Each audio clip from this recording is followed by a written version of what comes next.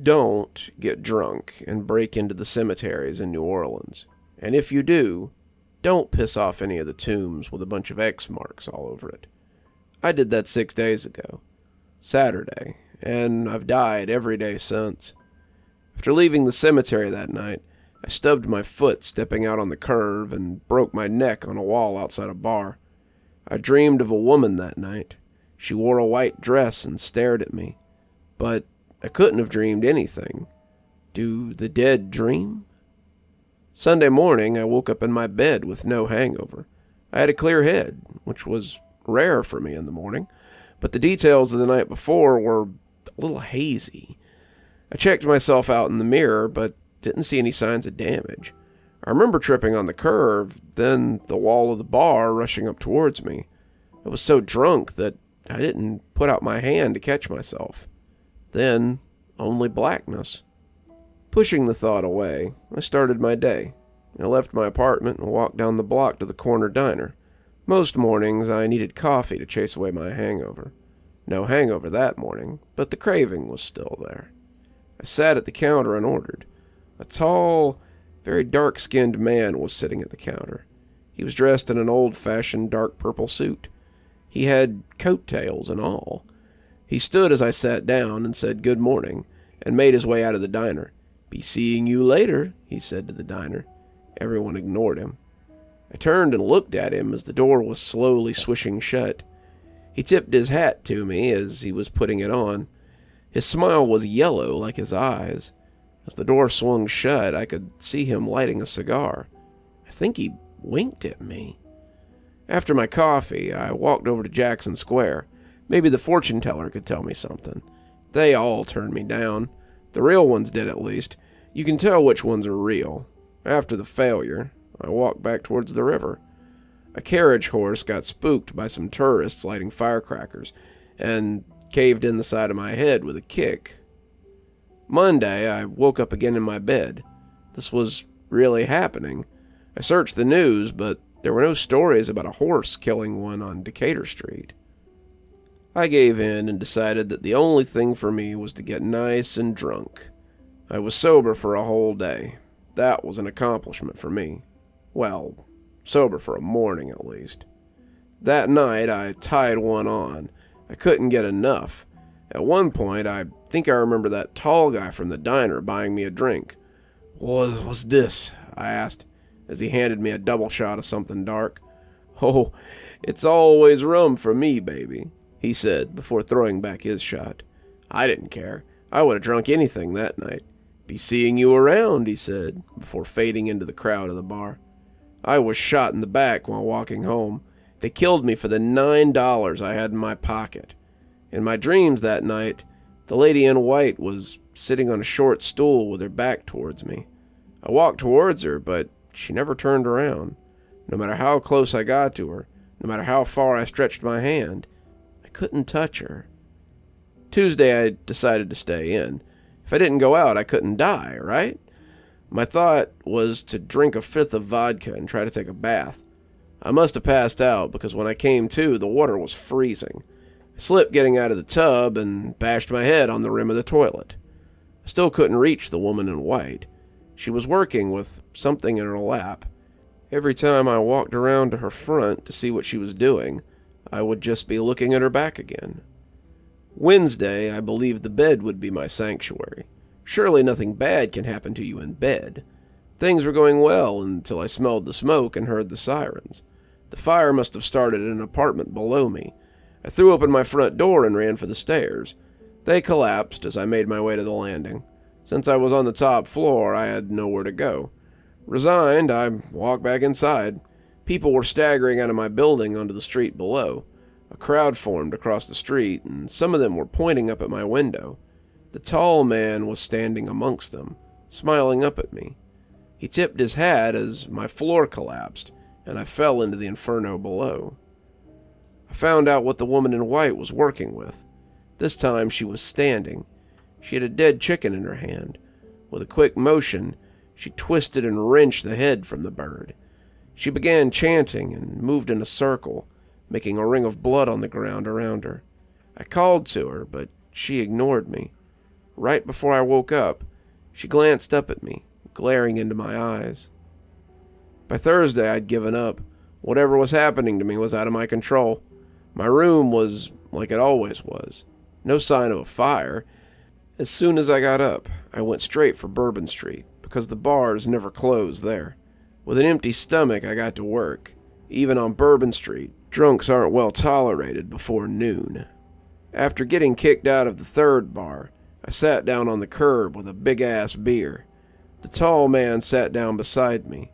We were quiet for a few minutes before I asked him, "Why is this happening to me?" Now, don't worry about that, Cher. Just a few more days and it'll all be over. Now, if you hurry, there's a party bus carrying a bachelorette party about to cross Bourbon Street just a few blocks that way." He pointed down the street. "The driver is a man a lot like you. He's out way too late last night and might not have all his faculties about him." I nodded and stood up. The tall man called to me as I walked away. "Au revoir, mon ami." The bus plowed right through the stop sign. He was right. The driver never saw me. The bus squealed to a halt too late, with me trapped underneath. I could smell my skin melting on the scalding undercarriage.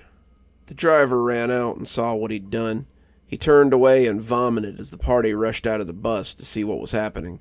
A pretty lady wearing a sash that read "Bride" saw me and dropped her tall green novelty drink. The last thing I heard was the screams of her and her bridesmaids. The woman in white walked towards me in a dreamy way that night. She held a dusty bottle with no label that was full of some kind of dark liquor. She stood in front of me and took a big pull from the bottle. With a look of disdain, she held the bottle out to me. I reached for it, but she pulled it away and spat the liquor in my face. She began chanting something in French Creole and walked around me in a circle, stopping periodically to tease me by holding the bottle out in front of her. Every time I reached for the bottle, she would pull it away, take another swig, and spit it back in my face. Her chanting continued in between her taunts. Finally, she stopped and stared at me with hatred. "Time to wake up, fool," she said. It wasn't English, but I understood her. She took one more long pull from the bottle, blood beginning to dribble from between her lips, and spewed it back onto me. I shot up from my sleep and was horrified to find my face and chest covered in blood. I cleaned myself up and spent the rest of the day wandering aimlessly around my apartment. Eventually I headed out and walked around the corner until late into the night. The tall man would be waiting for me in the doorway or the window of a bar, always with a shot of rum held out for me. I just ignored him and walked on. Well after midnight, near the edge of the quarter, I saw her waiting for me on a distant street corner. "Last chance, mon cher," said the tall man, from the doorway of a quiet bar. The bar was dark because it was closing up. It was hard to make out the details of his face, but it looked like he was wearing white paint in the shape of a crude skull. I took the offered shot and drank it down slowly, savoring the burn. She rounded the corner, and I followed. As I walked, I lost sight of her, but she would always be there when I turned a corner or a car passed by, just standing and staring at me from a distance. Eventually, I found myself walking next to the tall white wall. An opening in the wall revealed a huge ornate iron gate.